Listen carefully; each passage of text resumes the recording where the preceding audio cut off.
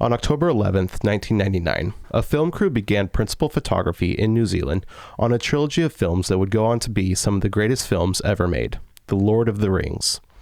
J.R.R. Tolkien's beloved books are a timeless masterpiece that have inspired generations of readers, and today these stories are more needed than ever as we are witnessing the fall of the West. As we see men without backbones and women ruling households, churches, and governments, we need to be re-enchanted with the stories from Middle-earth. Therefore, we are beginning our trek through Middle-earth, where we are going to review and discuss the Lord of the Rings trilogy. Along the way, we will ask any questions that need to be asked, and some of our answers may surprise you. Join us as we discuss the first film in the trilogy, The Fellowship of the Ring. And we Christian Americans are the last hope for the West. Storytelling matters in this world. There's a hunger for good stories. We're tired of seeing Hollywood filth and slop. That's what our goals are to make movies that are good, true, and beautiful, and glorify the Lord. If we lose, if America loses, that's it for the West. Welcome, everyone.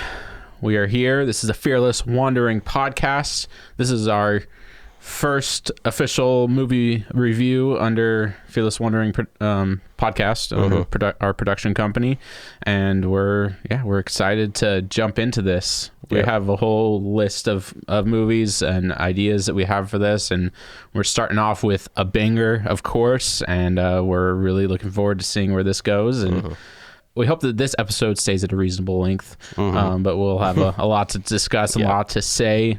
I'm one of your hosts, Trent Powell, joined by my other host, Tobiah Powell. Yep. How are you doing, Tobiah? Doing good. I'm excited to do a review on this movie. You guys can expect a movie review at least once a month. Well, probably just once a month.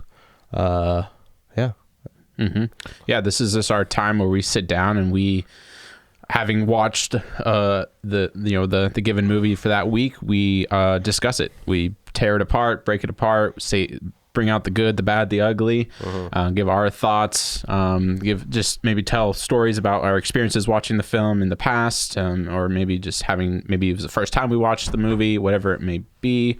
We are just diving, really getting into the nitty gritty, but having fun doing it as well. And we have just many different elements that we're looking for in films, and we really want to dissect them and bring them out and just give people a good idea of give people a paradigm of how they should look at films, how they should view films and stories, and what they should look for in movies and what they should not be looking, or what they should be looking against, what we shouldn't be consuming, and so forth. And so, as we said in our cold open, we are tackling the Lord of the Rings trilogy. We're not going into The Hobbit. Maybe The Hobbit's for another day. I have many opinions about The Hobbit, more than I have about the Lord of the Rings films, and more negative than positive. So we'll cross that bridge if we ever come to it. But right now we're tackling the Lord of the Rings film trilogy. Yep. Starting with Fellowship. Yep. It kicks off the 3-act parts of Lord of the Rings, and So Tobiah, Fellowship of the Ring, what are your initial thoughts going back to it, watching it again? Also, we should probably, I don't know if we need to give this disclaimer, but we watched the extended edition because that's in my opinion, that's probably the best. I mean, that is the best way to watch it. I think everyone agrees with that. It's not just my opinion, but definitely.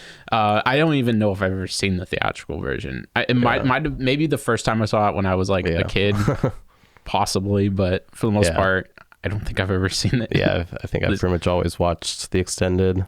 First thoughts. I mean, I love these movies. I mean,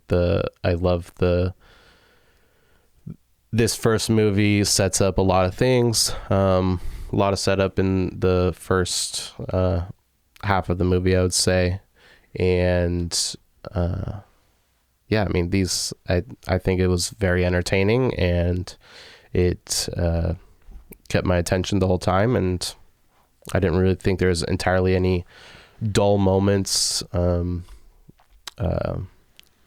But yeah, I mean, there's a fair bit of setup. Yeah, Definitely. Yeah, I would very much agree. I love these films as well. In my more as a kid, it was an escapism for me, just to escape to another world, just to Middle Earth, and see it visualized on film. I saw the movies before I read the books, which is a mistake I will not make for my kids. They will be watching or reading the books before watching the movies, but because it really does color how you view the books in a lot of ways. If you just know the movies and you go to the books, and not necessarily you can sift through some things and disconnect, but in my older life, adult life, I've definitely become more of a fan of the books than the movies. I try to read the books every year, and I've just continued to just fall more in love with Tolkien's literature and his whole vast literature, the whole story of Middle Earth, the Silmarillion, and all the other writings that he did within this world. Just continue to be fascinated by it, and will probably continue to be fascinated by it for the rest of my life. Yeah. But so going back to the movies, because I think there was a long period of time where I didn't watch the films, and going back to it this time was the first time in a while, and so I definitely have different opinions about the movies than I did maybe a handful of years ago. But as movies, man, these are incredible. I don't think they will ever see a trilogy reach this caliber. I mean, Lord willing, we're post-mill, we're Christian nationalists. We hope that maybe that won't be the case. Maybe we will see something as grand and on the scale of Peter Jackson's Middle Earth films. But initial thoughts, just going in, enjoyed it so much.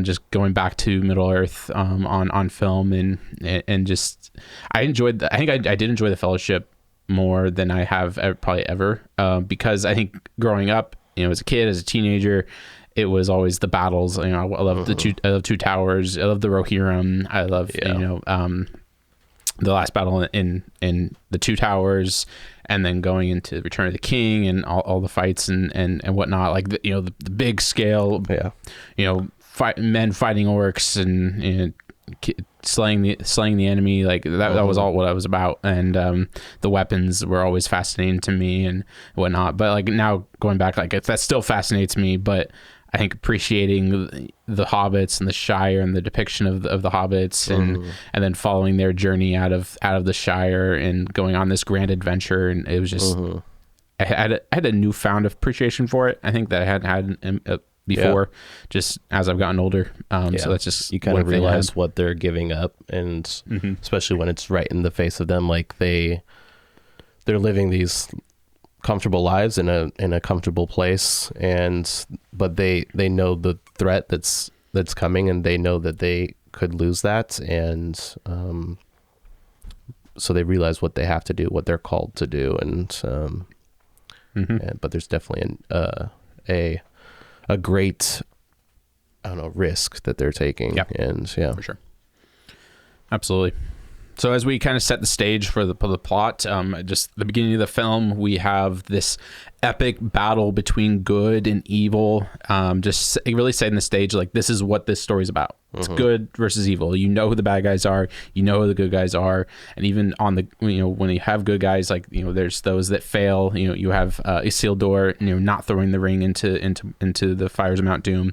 You have human flaws, but you have a clear picture of what's good, what's evil. You have this ring that's showing, it's setting the stage and the stakes for the film. Like it's about power. It's about this ring that man is lusting after, that man wants in order to rule over others and so forth. And so you have that struggle, and it's clearly set up when you have Isildur, deciding not to throw the ring away after killing Sauron, the physical manifestation of Sauron there in Mordor, and you have that whole fight and stuff. So like I think it's really a good way to set up the film. And then you transition. What do you transition to?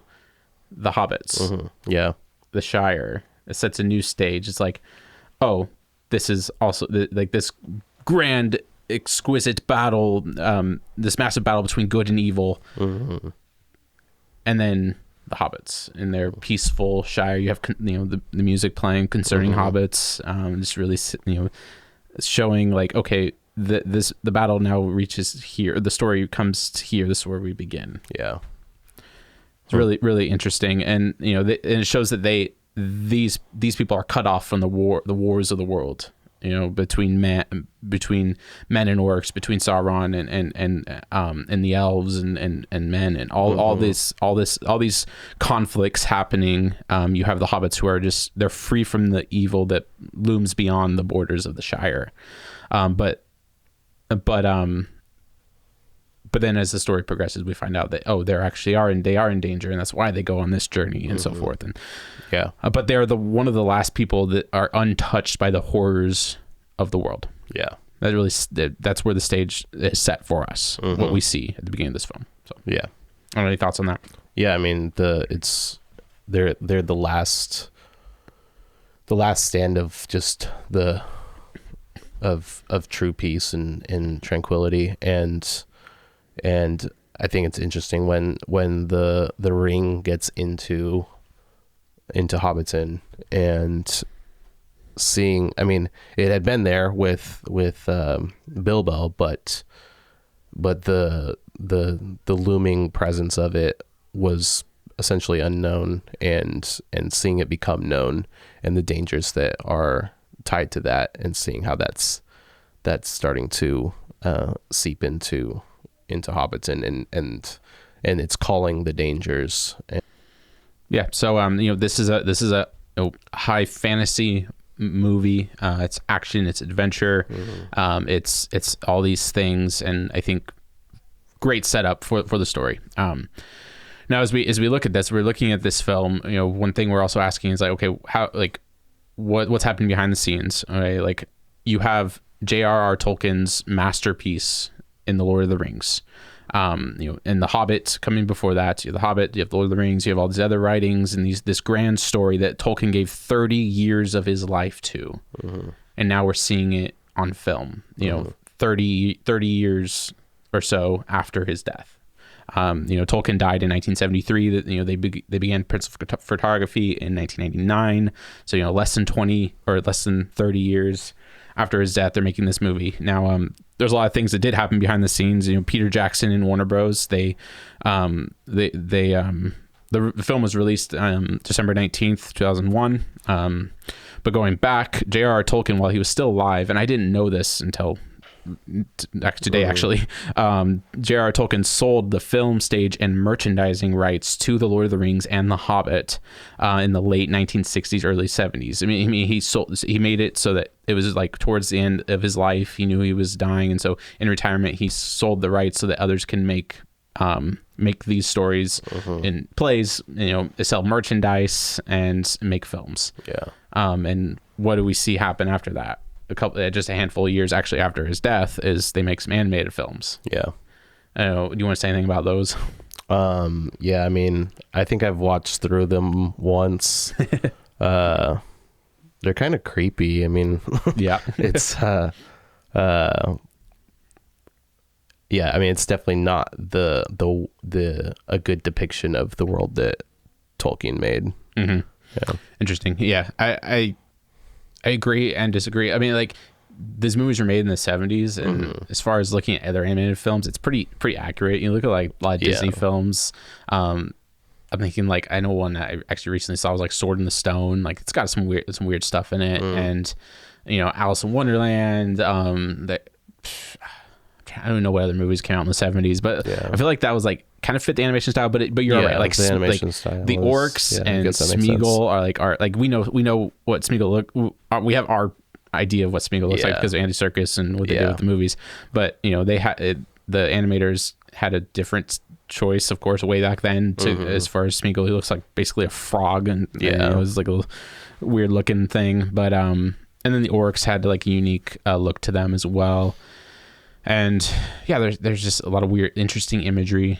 So you have they made the Hobbit animated film in that was in I think 1977, and then 1978 they made the Lord of the Rings, and then 1979 they did the Return of the King. So I'm pretty sure the Lord of the Rings is just it's the first Fellowship two, and Two Towers, and then the Return of the King. So they made 3 films, animated films, and they're I don't know, I like old stuff like that, and I think which is some CR published works, see the things we've done in the past, like we have these kind of disagreements and different views and perspectives on things, which is great. Just kind of I'm I have that like millennial perspective on some things, and Tobiah has more of a Gen Z, and we're kind of a mix of the two, and it's really interesting. But anyways, I enjoy them, but I get why people don't like them. I'm like, I showed some of it to my kids, and they're like, this is weird. This is kind of scary.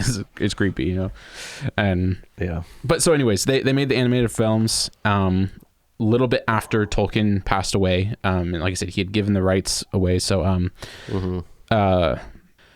United Artists acquired the rights and sold them to Saul Zane's company in 1976. And so this United Artists company, they obtained the rights from Tolkien, and then they sold it to the Saul Zane's company. I'm probably mispronouncing that, in 1976. And they formed the Middle Earth Enterprises, MEE, and that's where the films where the animated films were produced. And then Peter Jackson and New Line Cinema, which is a Warner Brothers subsidiary, they licensed the rights from the Middle Earth Enterprises to make the Lord of the Rings films. And then of course they continue to have those rights. They made the Hobbits and the Hobbit movies, and they're making another movie, which I'm sure we'll get into that a few times, as we have our thoughts on that. But The Hunt for Gollum, probably coming out next year or 2 years. I don't know when it's coming out. I think next year, maybe. Possibly. And then we won't even talk about Amazon. Amazon received some rights to the appendix of Return of the King and so forth, and they've made their whole Second Age of Middle Earth show, which is absolutely awful. So, and there's War of the Rohirrim. Right. Oh yeah. And there's that one. That was Warner Bros. And I keep forgetting that movie exists. I never saw it. I heard how terrible it was. I had so many problems with it. Didn't want to watch it. Still have no desire to watch it. It's just it's Lord of the Rings fan fiction, and that's I don't really want anything to do with that. So one question we have then going into this is, should these movies have been made? Okay, you have the animated films. They have their own stylistic choice. Tolkien did sell the rights to them. Should they have been made? My opinion of that is yes and no. Like, I think yes, because I think there's a lot of, these are great stories to be told to another generation. So many people were introduced to Lord of the Rings because of the movies. And then because they were introduced in the movies, they went to the books, like us. Absolutely. It definitely. These movies definitely, I would say, kept Lord of the Rings alive, which I think a lot of people would be mad at me for saying that, but I think it kept that next generation who grew up with movies and reading a lot less than prior generations. It kept them entertained and kept Lord of the Rings alive, and I mean, it pushed a lot of people to the books. A lot of people that possibly would have never read them had they not watched the movies. 100%. Yeah. So like I like, for that reason, I would say yes. Like, it was good that they were made, and I'm happy with that. And but then there's the negative side for me, where it's like I think they took way too many liberties. Peter Jackson did. There's a lot of things they did right. I think capturing the atmosphere of the world, from the score to the cinematography to doing it in New Zealand and all the set locations, all those things, I think were great.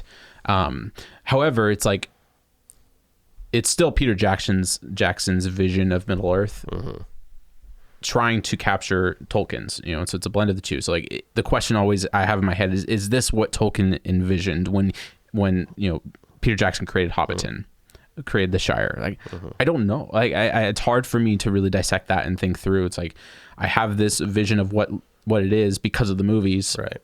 But I also want to capture that in the books, and I think there is a good blend of a good. Well, there's lots of depiction. illustrations from Tolkien that we can look at to have an idea of what he envisioned, and they seem to be fairly similar from what I've seen. Well, I mean, there's even times where when you think of when you first see Rivendell, and I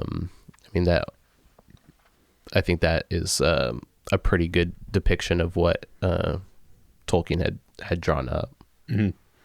Yeah, I think so.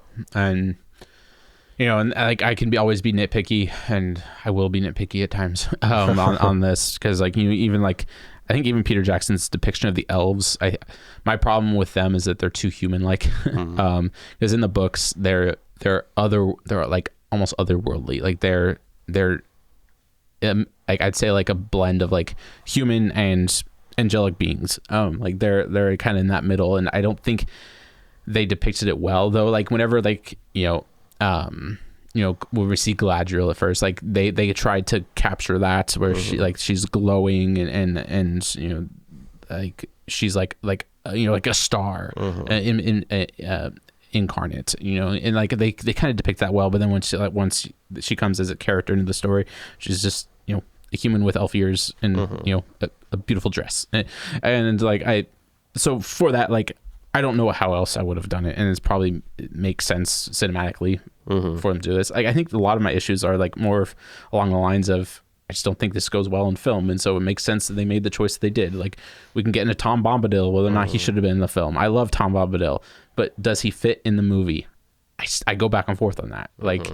He serves a purpose in the books, but a lot of people would argue that it doesn't actually help the characters progress and so forth. And it's well, okay, I kind of understand that as we're telling this story, and as the hobbits are trying to get to find Gandalf, and as they're trying to be free of the Nazgul and the Black Riders and so forth. So it's yeah, I get it why Peter Jackson didn't include him. There's already so much to include in the film. But I always wonder, could we've had one little a few scenes with Tom Bombadil, and would that even work? I don't know, probably not. And they probably wouldn't have been able to depict him that well, because he's such this strange, unique character.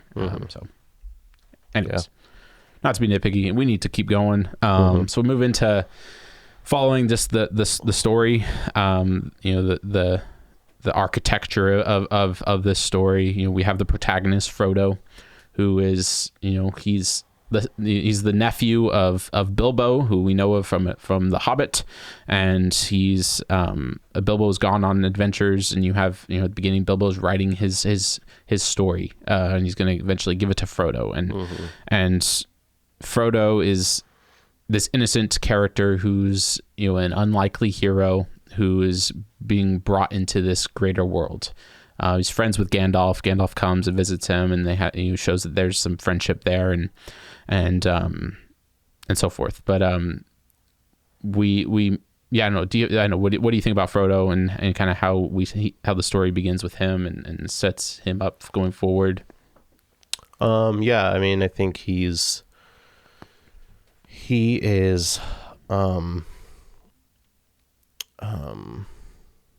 I'm trying to think of.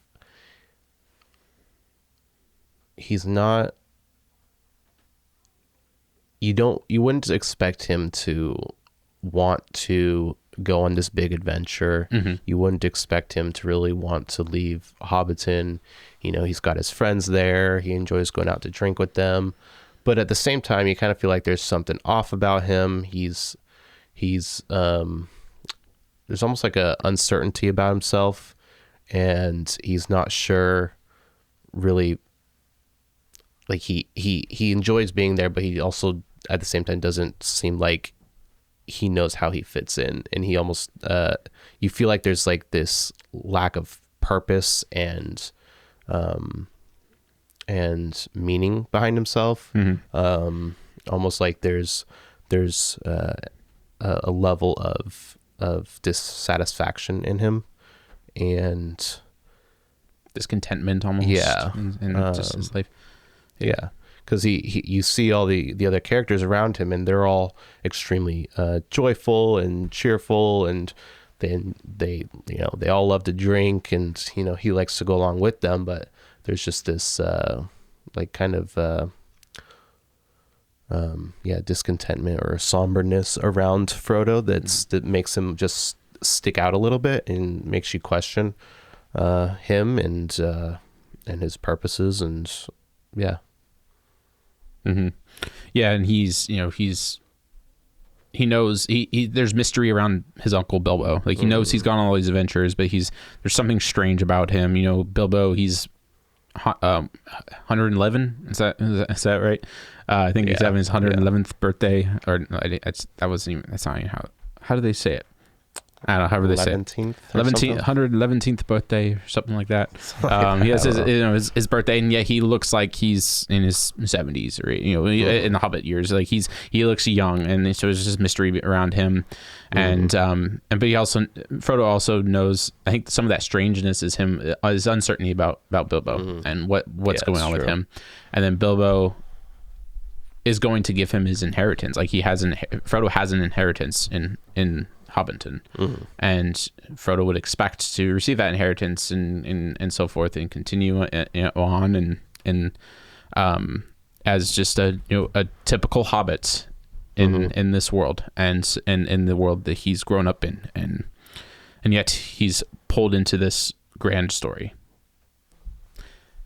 This is where we meet Gandalf. Now, what purpose does Gandalf's character play in this story?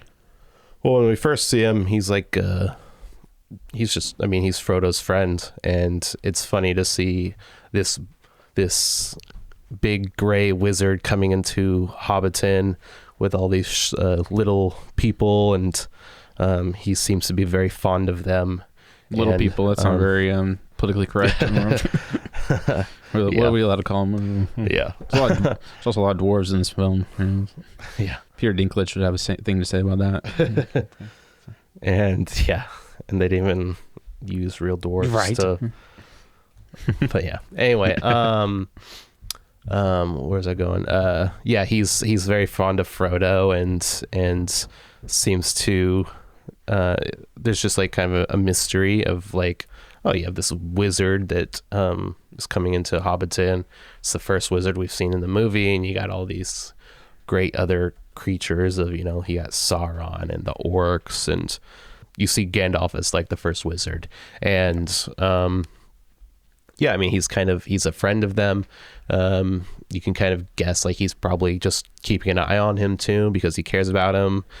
He seems to know a bit about Bilbo and his past, and has a connection there, which we know of from The Hobbit, that he was very involved with Bilbo's journey, and you learn that right away, that people know about that, and they some of the hobbits despise him for that of taking him out on an adventure and giving him all these grand ideas and thoughts, and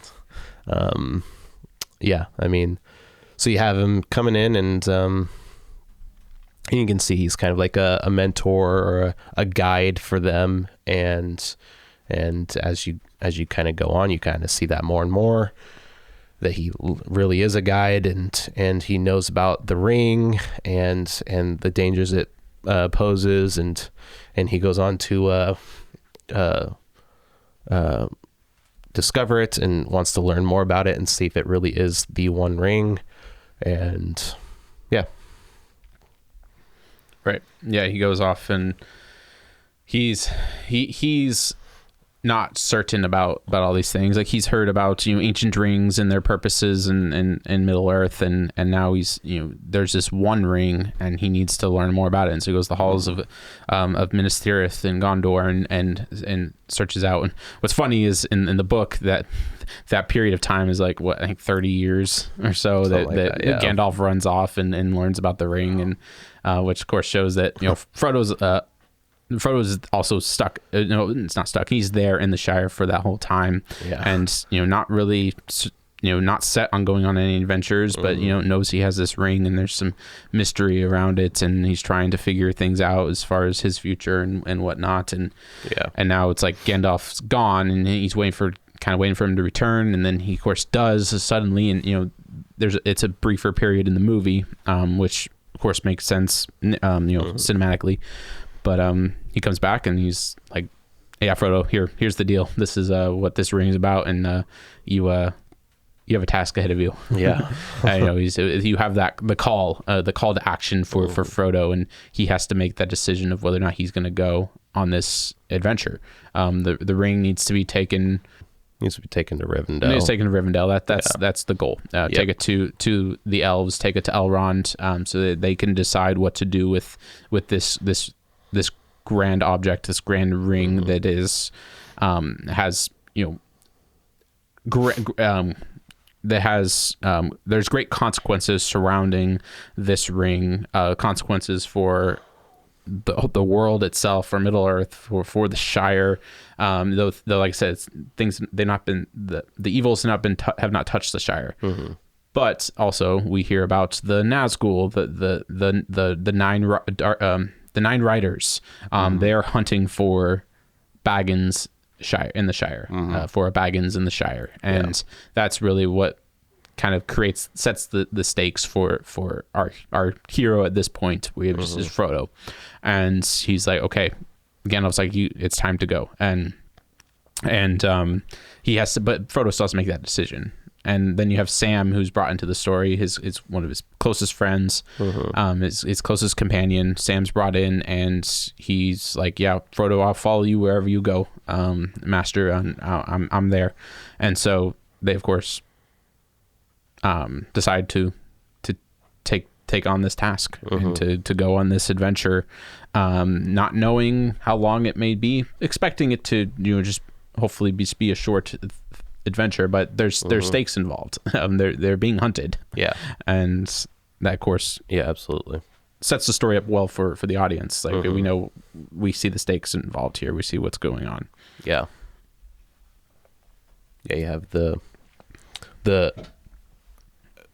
have this movie is interesting because there is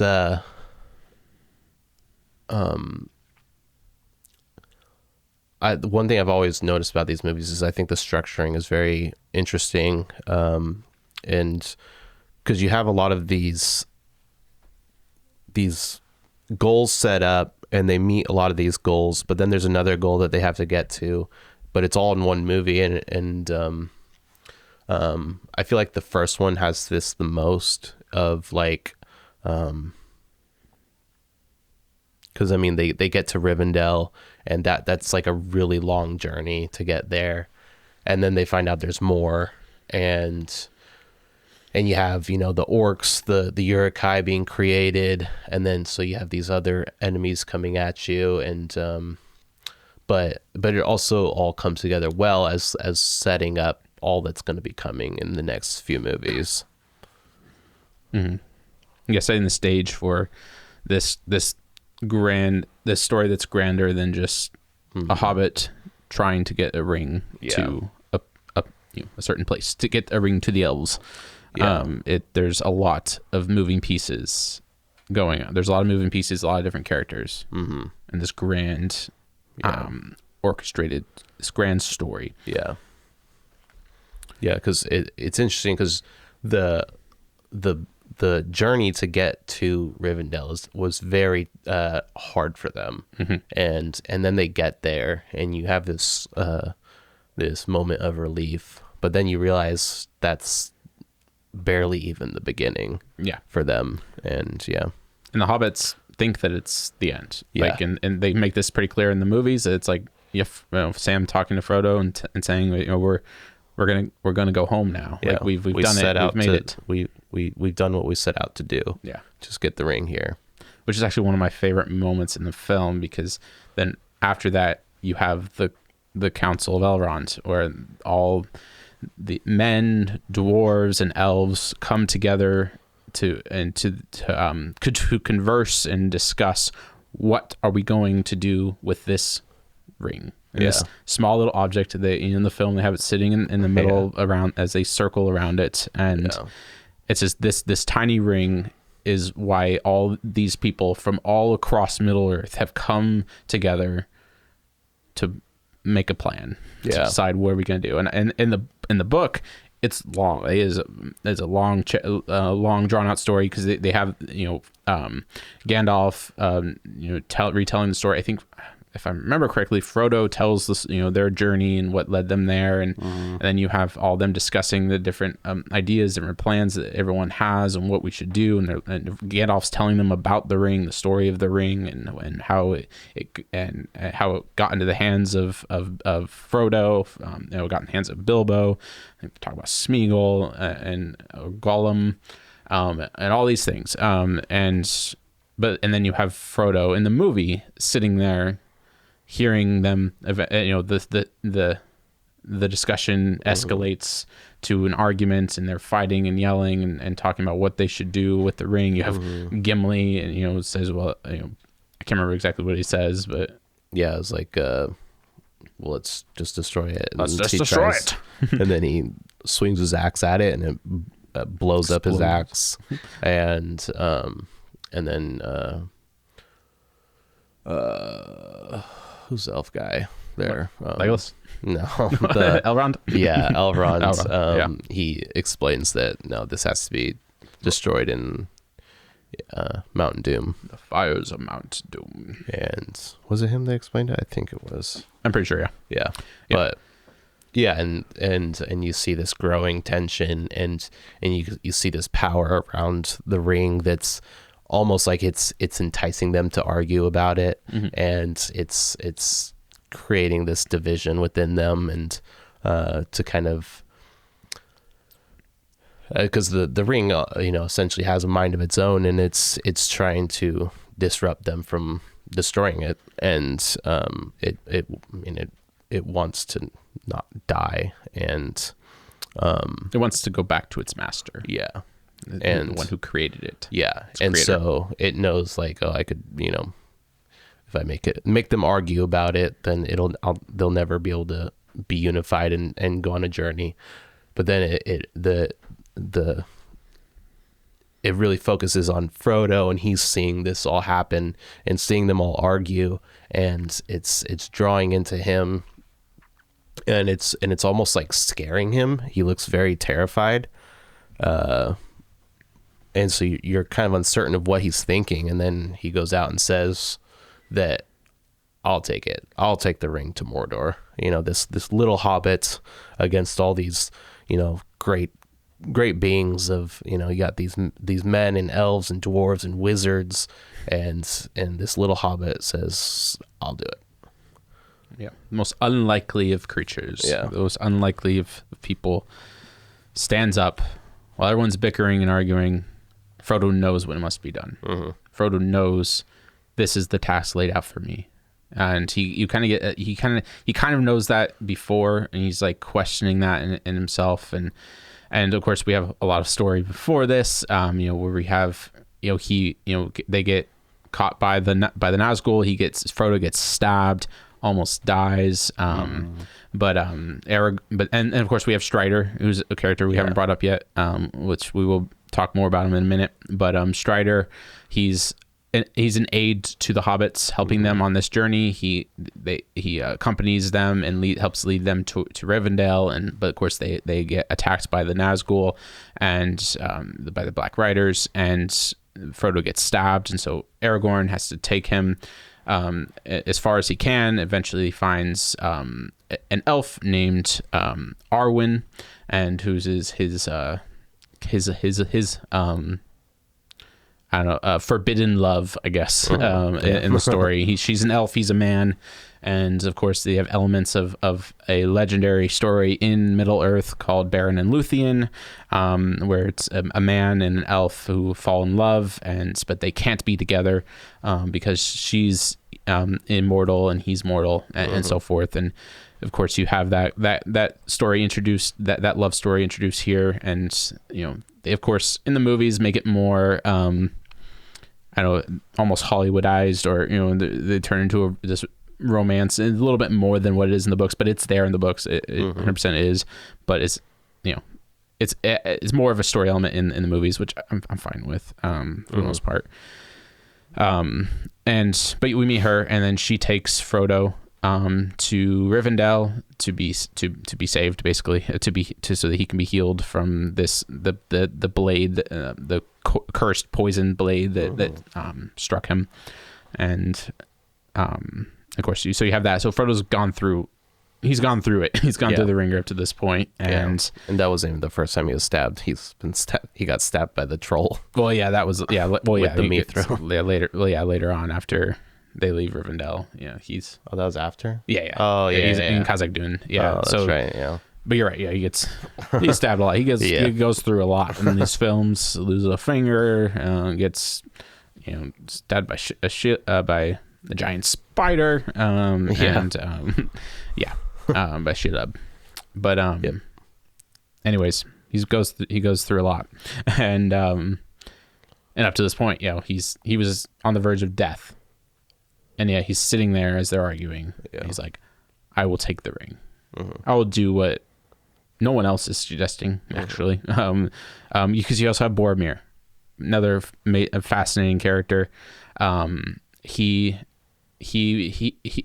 there's so many good things about Boromir. He has a love for people, love for land, love for blood and kin. He loves his people. He loves Gondor, and he wants Gondor to be saved, because Gondor has been without a king for years. Gondor is falling apart under the reign of his father, and he's in fear that, as Mordor encroaches, because in Middle Earth, Gondor and Mordor are really close in proximity to each other. Mordor is encroaching. They're becoming more and more of a threat to Gondor. Gondor's falling apart. It's an empire that's crumbling, and he's there in hopes that he can bring the ring back to Gondor so that they can use the power of the ring to defeat Mordor. And of course, so he has that desire for power that is good. He wants to use it for good, but that's not. But then, of course, we learn that that's not what the ring's for. It can really only be wielded by Sauron for that purpose. Otherwise, it just corrupts man. It corrupts others who tried to wield it and use it. And so Boromir, he's arguing, saying, no, we need to use this power. It's a gift that's been given to us. Let's use it to defeat the enemy. And, so I think Boromir can get a bad rap because of where that leads him, because that lust for power does consume him and towards the end of the film. But it's a noble, ignorant desire that he has for the ring, and to use it for the right purposes. Yeah. And so all these people arguing have different ideas and plans, and then Frodo's like, I'm going to take it. And so, again, that moment where everyone goes silent, and Gandalf turns, knowing what he just heard, and knowing the cost that's ahead, the price that needs to be paid for Frodo, but knowing that Frodo's right. He doesn't want. It's hard for Gandalf to admit it, but he knows that Frodo's right. He needs to take it in that moment, and so he turns and looks, and I will take the ring to Mordor, and then sets up the rest of the story. This is, if you're watching the extended edition, this is where the first movie ends. For the first disc is over, and where they all decide we're going to go on this journey. Yeah, and you have a whole set of characters. You have, of course, Samwise, who is, going to go wherever Frodo goes. Then you have Merry and Pippin, the two hobbits that, of course, we haven't even brought them up. They've joined them in the journey to Rivendell, and now they're gonna go on this journey. I love that moment where it's like, okay, where it's like, well, we're gonna go too, and then I think it's Pippin is like, so where are we going? What's the plan here? But they're loyal friends. They're gonna, Frodo's going, I'm going too. Yeah. And then you have, of course, the moment where you have group, each person volunteers to go. You have my axe, Gimli. You have my sword, Aragorn, and my bow. Does Legolas say you have my bow? I think he does. Yeah, I think so. You have my bow, and And then That's the only time he talks to Frodo. yeah, in the entire series. Like, right, that's it. Yeah. Right, and yeah, does he interact? I don't think. No, that's the only no, time. I know. I'm thinking about in the books. Like, does he interact? I don't. in the Not books. really. I don't think. That's pretty much it. But they know the price. They know more than Frodo. For the most part, sort of. Because Frodo's like been through it up to this point. He knows Bilbo's past and everything. So I guess Frodo does know, but like, I think they know even more like what's ahead. But we're going to fight for him. We're going to follow him. We're going to protect him. We're going on this journey. We're going to do this. Yeah. Here's a good moment to bring up gender equality. Tobiah, is there a certain demographic that's missing in this group, in this fellowship? You have Gandalf, of course, as well. That's going. You have Boromir, you have Legolas, you have Gimli, you have Merry Pippin, Sam, Frodo, Legolas, Aragorn. Who's missing? Yeah, a bunch of white men only. yeah. Right. Okay. Right. Where's the girl boss? Where's the women? Why isn't Arwen coming along? Where's the Black Hobbit? Where's the Black Hobbit? Where's the Asian one? Come on, what's going on here? I don't think this would meet the DEI quota for 2025-6. No. I don't. Could they make this movie today? Like if they were to remake Lord of the Rings. It would not look like that. That's not what the fellowship would look like. Yeah. We should make a spoof of this. Yeah. This is definitely not the fellowship would look like in 2026. Yeah. But did anyone make a fuss about it back then? I don't. No. And like I don't think so. I don't know. I mean, how much money do these movies gross? Billions of dollars altogether. Quite a bit. Yep. Some of the highest grossing, one of the highest grossing trilogies of all time. No one gave a care in the world about how many women were involved in the fellowship. We'll talk about the girl boss moments in future episodes. I'm talking about you, Eowyn, but I have so many thoughts about her, good and bad. Arwen, she kind of has her hero moment in this one as well. It's a little more than what we get in the books, but she's there in the book. She does save Frodo. She does help Frodo, and I think I think her character is great in the books, of course. Well, and she essentially was nurturing him too because he was dying, and so, and it was she was medically saving him. Yeah, 100%. So yeah. So, anyways. Just want to get that out of the way. So our masculine male heroes are going on a journey to save the world, right? Yep. To save the women and children. Yep. You don't have any female hobbits coming with them either, right? It's these 4 male hobbits because they are going to fight for their homeland, for their people, for their families, for their people, because they love their people, and they're going to do what needs to be done to make the sacrifices that need to be made, knowing that they may never come home. Frodo knows. Frodo's well aware he definitely is probably not going to come home, but he's going anyway because he knows what must be done. He knows the task ahead. He knows the threat. And he's going to fight for it, along with all these other men that are coming along with them in this journey. Yeah. So our fellowship takes off. Up to this point, Tobiah, any other thoughts? Anything that you want to unpack, think through? Yeah. So I mean, I think one thing that's interesting is like kind of like how I was talking about the pacing. Like at this point, it almost feels like you've watched one whole movie.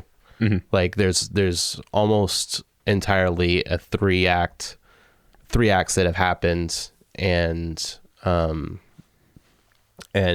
when you watch these 3 movies, it does, when you split these in half, it does feel like 6 movies. Especially like when you look at like movies that are coming out now with like part 1 and part 2.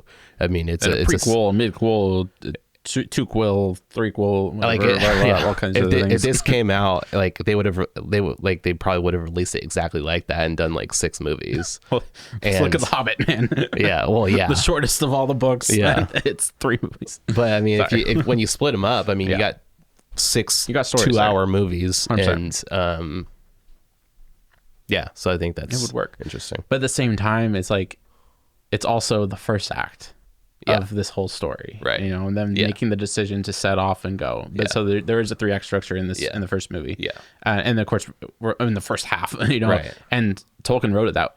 He pretty much wrote. He wrote it in 6 books. Yeah. So you're saying 6 movies. Yeah, that's how Tolkien wrote it. Book 1, book 2, 3, 4, 5, 6, all the way to the end, and he paced it completely differently. And I think Peter Jackson kind of had that in mind, totally, for the entire time. I think so. So, as the Fellowship is set off, and there is a lot ahead. A lot for us as well, because we're gonna stop it here, because we like I said before, we didn't know how long this was gonna be, but we haven't really gotten into the weeds, I don't think, and there's a lot more here, a lot more we want to discuss. We've gone through most of the story. We'll probably finish up the second and third act next time, and but that'll just be like a very short portion of the beginning of our review when we come back, and then we'll do our deep dive into a lot of the aspects of the movie. We don't want this to just be a retelling of the movies that you guys have seen, right? And so look forward to that, and that'll be where all the good stuff is. This is so this is part 1 of, I think, our part 2, our 2-part series of and Fellowship. We'll probably end up doing 6 parts to this entire I think so. series. I think that's where we're gonna go. I think it'll be the best. Figuring it out as we go. We'll. There's just so much here, so much meat that we want to chew on this on this bone. There's just a lot to discuss, and I think I think this is a good way to set up the story going forward. These heroes are going on a journey that has cosmic proportions, that have the whole world is at stake, and the unlikeliest of people has been given this burden that he's going to take to go on this journey to save Middle Earth. And he has companions that are going on. The Fellowship has been joined, and then we'll find out later the Fellowship breaks and how that story progresses and so forth. So great first episode for Fearless Wandering Podcast movie reviews. And we're excited to continue on, and I hope you guys enjoyed this. Please, Patreon shout out. If you guys want to support us, we have a lot of awesome content that's going to be on Patreon, that is on Patreon. A lot of things we're doing over there. You can just follow us at patreon.com/Fearless Wandering. And we have 3 movies on there, a TV show. We release our podcast on there. So the lives that we do get put on there, and our movie reviews, and we also have a Patreon only show that we do for our patrons there, and all the extra stuff for what is Christian nationalism. We got the full interviews from that movie. Each one of them are on there, and we're releasing them over time, and just some other special features, bonus features that we're including on there. So lots of content there that is definitely worth the money. It's not very expensive, so we have that available for you guys. And appreciate your support. Absolutely. And please leave a like and comment on YouTube. Give us a 5-star review on podcasts. And we definitely appreciate the support and help. We put a lot of work in this, but we do it because we love it, and we want to just continue to make more content. And the more you guys support us, the more we can make. And hopefully this is of a value to you. And stay tuned for many more episodes of diving deep into the world of Lord of the Rings, Middle Earth. And thank you guys. Awesome. Thank you. We're out. Bye. If there's one topic in the American church that needs clarity, it's Christian nationalism. In 40 years, approximately 40 years, 3% of the American population ultimately was able to be so successful that they were able to replace the American flag with a rainbow. Instead of the church discipling the culture has been discipling the church. I think for most of American history, Americans understood their nation to be a Christian nation. That instinct of wanting a people, a Christian people, is good and right. It's worth pursuing. Almost all of the original colonies, you had to have a public profession of Protestant faith to become any kind of political leader. A great way to love the culture is to make sure that society is ruled by Christian rulers and under a Christian government. And so if you were a Christian ruler, a king or an emperor, a president, or whatever system you're in, and you were a Christian and you have power, you should be, nurturing your people in the same idea of the Lord. We will blaspheme the gods of leftism, globalism, pluralism. Yes, we will blaspheme those gods and we will cut them down. We are Christians. We are not Marxists and communists, and we're Christian nationalists. And that means that as we seek the earthly and heavenly good of our nation in our social laws and customs and all of the rest, we do so in faith. The desire of Christ is to make the nations Christian. Has England lost its way? Sure. Is it redeemable? Absolutely. But like everywhere else and everyone else, the only way to redemption is through Jesus Christ. Are you aiming to make your household a little small-scale miniature model of civilization and harmonious living, where you're creating a beautiful and rich Christian culture in your home, in the earthly and in the heavenly, in the earthly things and in the spiritual things, in the body and in the soul? Do you believe the United States of America is still a Christian nation? Absolutely. This is the last stand for Christendom. It really is. People keep talking about the West, but this is not the West. This is Christendom.